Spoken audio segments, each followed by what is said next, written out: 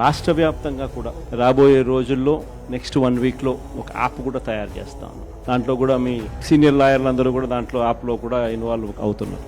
App తయారీ కార్యక్రమంలో రాష్ట్ర వ్యాప్తంగా వైఎస్ఆర్సీపీ కార్యకర్తకి ఎవరైనా ఎక్కడ అన్యాయం జరిగిన యాప్ డౌన్లోడ్ చేసుకుని తన పేరు, తనకు ఏమన్యాయం జరిగింది, తనకు ఎవరి వల్ల అన్యాయం జరిగింది, ఆ అధికారి హోదా ఏమిటి, నీకు జరిగిన అన్యాయం ఏమిటి, ఆటోమేటిక్లీ మన డిజిటల్ లైబ్రరీలోకి వచ్చేస్తుంది. ఇక్కడ వచ్చిన తర్వాత రేపొద్దున మనం అధికారంలోకి వచ్చిన తర్వాత వీళ్ళందరి మీద రేపొద్దున జగన్ 2లో ఎవడెవడైతే అన్యాయం చేసినాడు, ఎవడెవడైతే అధికారి తన అధికారాన్ని దుర్వినియోగం చేశాడు, ఎవడెవడైతే అన్యాయంగా మనుషులను చిత్రహింసలు పెట్టారు, వాళ్ళందరినీ కూడా రేపొద్దున చట్టం మీద నిలబడతాం. అధికారం ఉంది కదా అని చెప్పి, యూనిఫామ్ ఉంది కదా అని చెప్పి దుర్వినియోగం పరచడం అన్నది ఎంతటి బాధ కలిగిస్తుంది అటువైపున వ్యక్తికి కూడా అన్నది ఇటువైపున వ్యక్తికి కూడా అర్థం కావడానికి.